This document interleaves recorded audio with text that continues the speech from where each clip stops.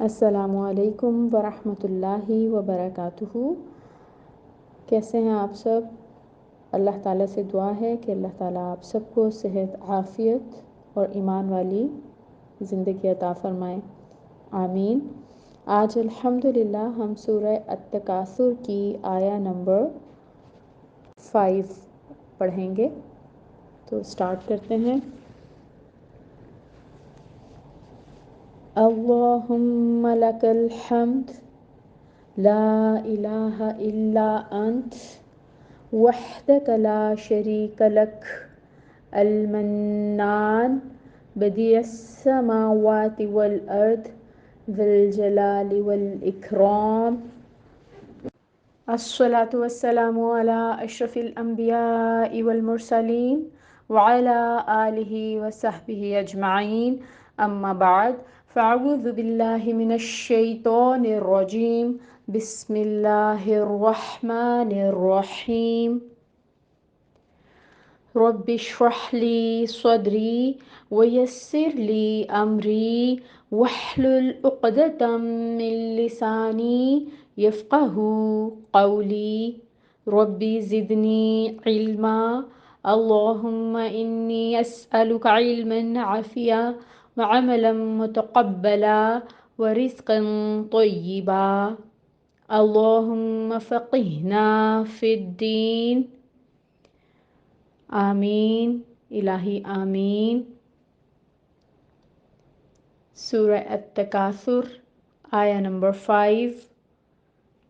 کلا ہرگز نہیں، لو کاش، تعلمون تم جان لیتے، علم الیقین جاننا یقین کا۔ اس کی ٹرانسلیشن اگر ہم سمپلیفائی کریں تو اس طرح سے بھی کر سکتے ہیں، ہرگز نہیں، کاش کہ تم علم الیقین جان لیتے، یا تم علم یقین کے ساتھ جان لیتے۔ آیہ نمبر 5 سٹارٹ ہو رہی ہے کلا سے، جس کا مطلب ہے ہرگز نہیں۔ یہ ایک پاورفل ایکسپریشن ہے، اور اسکالرس کے نزدیک یہ جب بھی کسی سینٹینس کے شروع میں لایا جاتا ہے تو یہ اسٹرانگ ایموشن کو ظاہر کرنے کے لیے لایا جاتا ہے، شدت کلام کو ظاہر کرتا ہے۔ اور ہم دیکھیں اگر تو سورہ تکاثر کی آیہ نمبر 5 ہی کلا سے سٹارٹ نہیں ہو رہی، بلکہ آیہ نمبر 3 اور 4 ان دونوں میں بھی کلا کو لایا گیا ہے۔ تو 3 آیات، آیہ نمبر 3، 4، 5، ان میں کنزیکٹیولی کلا کا لفظ آ رہا ہے، جس کا مطلب یہ ہے کہ دیکھو، انسان دنیا کی رنگینیوں میں کھویا ہوا ہے اور اس کے فریب میں مبتلا ہے۔ یہ فریب، یہ دھوکہ، یہ دجل دنیا کا ہمیشہ قائم نہیں رہے گا، اور تم جتنے مرضی آرگیومنٹس کر لو، جتنا مرضی مال کما لو، مال بھی فانی ہے، اس کو بھی تمہارے ہاتھ سے نکل جانا ہے۔ جس انٹرٹینمنٹ میں تم بزی ہو وہ بھی ختم ہو جائے گی، اور زندگی میں جو ہاتھ پاؤں کی طاقت ملی ہے وہ بھی تمہاری موت کے ساتھ ختم ہو جائے گی۔ پھر کیا ہوگا؟ پھر سب کچھ ختم ہو جائے گا۔ تو انسان کی ایگو کے خول کو توڑنے کے لیے یہ کلا آیت کے شروع میں لایا گیا ہے، یعنی تمہیں موت کے بعد ہر چیز اسی طرح سے فیس کرنی ہے جیسے قرآن بتا رہا ہے۔ اگر تم عمل کی کوشش کر لیتے تو بہت اچھا ہوتا، اگر تم نے عمل نہیں کیا ان سب باتوں پر جو قرآن نے بتایا تو پھر تمہیں عنقریب یقین والا علم ملنے والا ہے۔ یہ سب کلا کے مفہوم میں آ گئیں باتیں۔ آگے آ رہا ہے لو۔ لو جو ہے کلمۃ حسرہ ہے، یعنی حسرت کا کلمہ ہے، حرف تمنا ہے۔ اس کا مطلب یہ ہے کہ انسان قیامت کے دن جو شرمندگی، جو ریگریٹ فیس کرے گا، تب وہ سوچے گا کہ کاش میں دنیا میں علم الیقین حاصل کر لیتا۔ تو لو کے مطابق اگر انسان آج کی دنیا میں، آج کی زندگی میں اپنی اصلاح نہیں کرتا تو پھر کل اس کو پچھتانا پڑے گا۔ کس پہ؟ انسان کو ہمیشہ ریگریٹ آتا ہے اپنے فیصلوں پر۔ تو اللہ تعالیٰ نے سورہ التکاثر کی آیا نمبر 5 کے اس لو میں سمجھا دیا انسان کو کیسی حکمت کے ساتھ کہ انسان خود ہی اپنے کیے کا ذمہ دار ہے۔ کیوں؟ کیونکہ اللہ تعالیٰ نے انسان کو عاقل مخلوق بنایا، انسان کو عقل دے دی، فہم دے دیا، شعور دے دیا۔ اب صحیح اور غلط کا فیصلہ تو اس کے اپنے ہاتھوں میں ہے۔ اگر انسان اپنی انٹیلیکٹ کو اس زندگی میں استعمال کرتا ہے اپنی فیور میں، تو پھر اس کو اپنی موت کے بعد پچھتانا نہیں پڑے گا۔ اور اگر انسان اپنی انٹیلیکٹ کو، اپنی عقل کو اپنے اگینسٹ استعمال کرے گا، تو پھر اس کو اپنی موت کے بعد اپنے فیصلوں پر پچھتانا پڑے گا، ریگریٹ فیس کرنا پڑے گا، اور اس کو اپنی غفلتوں کا احساس ہو جائے گا۔ تب اس کو یہ احساس ہوگا کہ کاش میں علم الیقین حاصل کر لیتا تو آج میرے ساتھ ایسا نہ ہوتا۔ سورہ التکاثر کی یہ آیا نمبر 5 اس پچھتاوے کو مینشن کر رہی ہے جو انسان کو تب ہوگا جب اس کا لائف کا چیپٹر کلوز ہو چکا ہوگا، یعنی اب اس کے پاس کوئی مہلت باقی نہیں بچی ہوگی کہ وہ ان تمام معاملات کو سدھار لے۔ تعلمون کو ہم پہلے بھی دیکھ چکے ہیں، اور اس کے بعد آ رہا ہے علم الیقین۔ یقین کیا ہے؟ یقین دین کی اساس ہے۔ یقین اسے کہتے ہیں جو کسی بھی طریقے سے متزلزل نہ ہو، اور اس کے 3 درجے ہیں، علم الیقین، عین الیقین اور حق الیقین، جو اسکالرز نے ڈیفائن کیے۔ سب سے پہلے ہے علم الیقین۔ تو علم الیقین وہ یقین ہے جو انسان کو علم اور معلومات یا پھر دلائل کی بنیاد پر حاصل ہو۔ مثلاً آپ نے دور سے دھواں اٹھتا دیکھا اور آپ نے کسی سے اس کی وجہ پوچھی، اور آپ کو کسی وہاں پہ موجود آدمی نے کہا کہ یہ دھواں وہاں پہ اس لیے اٹھ رہا ہے کہ وہاں پہ آگ لگی ہوئی ہے۔ آپ نے خود آگ نہیں دیکھی، لیکن آپ کو اس شخص نے بتایا اور آپ نے اس کی بات پر یقین کر لیا، ٹھیک ہے؟ تو یہ کیا ہے؟ علم الیقین، یہ پہلا درجہ ہے۔ پھر آپ اس جگہ پر گئے اور خود آپ نے وہاں پہ آگ کو اپنی آنکھوں سے دیکھا، تو یہ ہو گیا عین الیقین، یعنی آنکھوں سے آپ نے دیکھ لیا۔ اب یہ دوسرا درجہ ہے، اور حق الیقین جو ہے وہ تیسرا درجہ ہے۔ وہ کس طرح کہ یقین کا یہ درجہ باقاعدہ تجربے سے حاصل ہوتا ہے، اس لیے کہ آنکھ سے دیکھنے میں بھی سم ٹائمز آپ دھوکے میں رہ سکتے ہیں، کیونکہ سم ٹائمز جو چیز آپ کو آنکھ سے نظر آ رہی ہوتی ہے جس طریقے سے، ایکچولی وہ اس طرح نہیں ہوتی۔ جس کی اگزامپل دیکھیں کہ الیکٹرک ہیٹرز ہیں آج کل، اس میں سم ٹائمز آپ کو ایسے لگ رہا ہوتا ہے جیسے انگارے دہک رہے ہیں، لیکن جب آپ قریب جا کر دیکھتے ہیں تو آپ کو پتہ چلے گا کہ یہ صرف دکھاوے کا منظر ہے، یعنی یہ ایکچولی ہیٹ یہاں سے جنریٹ نہیں ہو رہی، ہیٹ سورس کہیں اور ہے، اور یہ صرف دکھاوے کے لیے ہے۔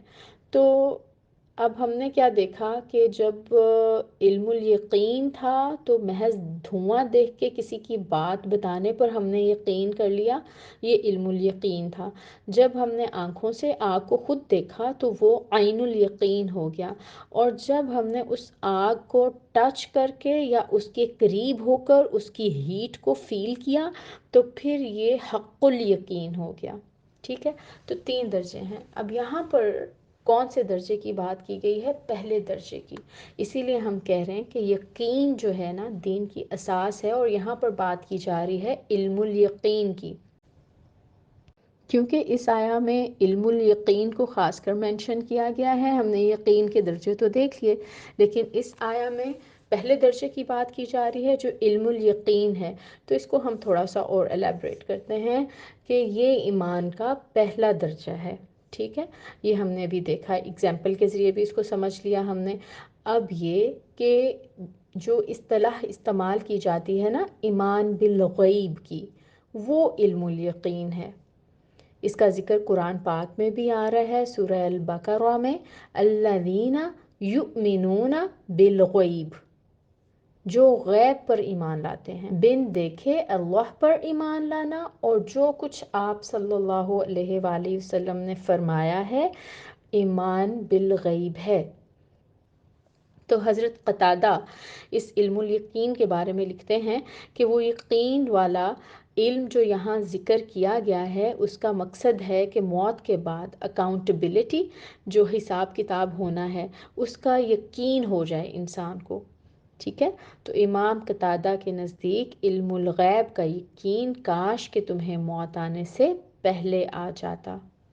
اب ہمیں سمجھ آ گیا کہ علم الیقین یقین کا پہلا درجہ ہے، جس میں ہم کسی کے بتانے پر دلائل یا برہان کی روشنی میں بنا کسی شک اور تردد کے یقین کر لیتے ہیں۔ ٹھیک ہے، اب بات یہاں پر یہ ہے سوچنے کی کہ اللہ تعالیٰ یہاں پر ہمیں علم الیقین کی بات کر رہے ہیں کہ انسان کو یہ یقین کا علم جلد ہی آ جائے گا جو اس نے دنیا میں نہیں ایکسپیرینس کیا۔ کیوں دنیا میں ایکسپیرینس نہیں کیا؟ اگر اس کو اللہ تعالیٰ کی ذات پر یقین ہوتا تو پھر وہ اللہ تعالیٰ کے احکام کی پیروی کرتا۔ اگر اس کو اللہ تعالیٰ کی ذات پر یقین ہوتا تو اس کو آخرت کی ان تمام منازل کے بارے میں یقین ہوتا، جنت اور جہنم کی جو باتیں بتا دی گئیں، موت اور قبر کا جو معاملہ بتا دیا گیا، اس پر یقین ہوتا۔ اگر اس کا یقین ہوتا تو پھر وہ ظاہر ہے ان تمام چیزوں سے، ان تمام غفلتوں سے، اس دنیا داری سے، اس دنیا کے تکاثر سے بچنے کی کوشش بھی کرتا اور اپنی آخرت کو بہتر بنانے کی ضرور تگ و دو کرتا۔ اللہ تعالیٰ چاہتے ہیں کہ اس سے پہلے کہ انسان جو ہے وہ افسوس کا شکار ہو، حسرت کا یا پشیمانی اور ندامت کا، پچھتاوے کا شکار ہو، اللہ تعالیٰ نے ہمیں گائیڈ کر دیا اس سورہ مبارکہ کے ذریعے۔ الحمدللہ اللہ تعالیٰ نے بتا دیا انسان کو کہ اس کو علم الیقین پر آنا ہے، ایمان لانا ہے، یقین کی کیفیت کو ابزارب کرنا ہے غفلت سے بچنے کے لیے۔ اللہ تعالیٰ چاہتے ہیں کہ اللہ تعالیٰ ہمیں ہماری غفلتوں سے بچا لیں۔ اللہ تعالیٰ ہمیں گائیڈ کر رہے ہیں، موت سے پہلے خود کو بچا لو، اس لیے بچا لو کہ حسرت اور پشیمانی کا، ندامت کا سامنا تمہیں کل کو نہ کرنا پڑے۔ اللہ ہی حق ہے، اللہ جو ہمارا رب ہے اسی کی اطاعت کرنی ہے اور اسی کی طرف پلٹنا ہے، اور پھر ہم نے اپنے تمام اعمال کا وہاں پہ حساب کتاب ہوگا تو جواب دینا ہے۔ تو جب سب ان باتوں کا کسی بھی انسان کو یقین آ جائے گا، یعنی عقیدہ آخرت پر بھی اس کا ایمان پختہ ہو جائے گا، تو پھر وہ اپنی زندگی کو اس طرح سے رنگینیوں میں نہیں گزارے گا، اور وہ ضرور اپنی عقل کو استعمال کرتے ہوئے ایسی راہ اختیار کرے گا جو اس کی نجات کا باعث ہو، جو اس کو آخرت میں جہنم کی بجائے جنت کی طرف لے کے جانے کا باعث ہو۔ آخر میں یہ بات کہنا چاہوں گی کہ بینگ اے مسلم، ہم سب کہتے ہیں کہ ہمارا عقیدہ آخرت پر ایمان ہے، اور ہمیں جہنم کی سزاؤں کے بارے میں بھی پتہ ہے، ہمیں موت کا بھی پتہ ہے، ہمیں عالم برزخ کے بارے میں بھی انفارمیشن ہے، لیکن پھر بھی سوچنے کی بات ہے کہ ہمارے اعمال ٹھیک نہیں ہوئے، ہم پر ان سب باتوں کا کوئی اثر نہیں ہوا، پھر ہم نے کیسا یہ یقین کا علم جانا؟ مطلب اگر ہمیں ان سب باتوں پر یقین ہے تو پھر ہمارے اعمال درست کیوں نہیں ہوئے، اور ہم نے غفلتوں کو کیوں نہیں چھوڑا؟ تو ہم سب بہت ساری غفلتوں میں ابھی ڈوبے ہوئے ہیں، اور اس سورہ مبارکہ کو پڑھنے کے بعد اب کوشش اس بات کی کرنی ہے، آپ نے بھی اور میں نے بھی، کہ ہم سب اپنی ان غفلتوں کو خود سے دور کرنے کی پوری کوشش کریں۔ اللہ تعالیٰ سے ہم دعا بھی کریں گے کہ اللہ تعالیٰ ہمیں علم الیقین عطا فرمائے، ایسا یقین جو ہمیں بدل دے، جو ہماری زندگیوں کو بدل دے، جو زندگی کی مشکلات ہیں وہ ہمیں مشکلات نہ لگیں۔ جب اللہ کی رضا کے لیے زندگی گزاری جائے تو پھر زندگی میں آنے والی مشکلات نہیں لگتی، اور پھر ان کو انسان بہت احسن طریقے سے نبھاتا بھی ہے۔ مطلب ہمیں حقوق اللہ کو بھی اچھے طریقے سے ادا کرنے کی کوشش کرنی ہے، ہمیں حقوق العباد کو بھی اچھے طریقے سے گزارنے کی کوشش کرنی ہے۔ رشتے جو ہمارے لیے بوجھ بن گئے ہیں ان کو اچھے طریقے سے، احسن طریقے سے نبھانا ہے، اور زندگی کو بہتر بنانا ہے اس یقین کے علم کو جاننے کے بعد، اس لیے تاکہ ہماری آخرت بھی بہتر ہو سکے۔ اللہ تعالی ہم سب کو علم الیقین عطا فرمائے، اس سورہ مبارکہ کا اور اس آیت کا بہترین فہم عطا فرمائے، اور ہمیں عمل کرنے والا بنائے۔ آمین ثم آمین یا رب العالمین۔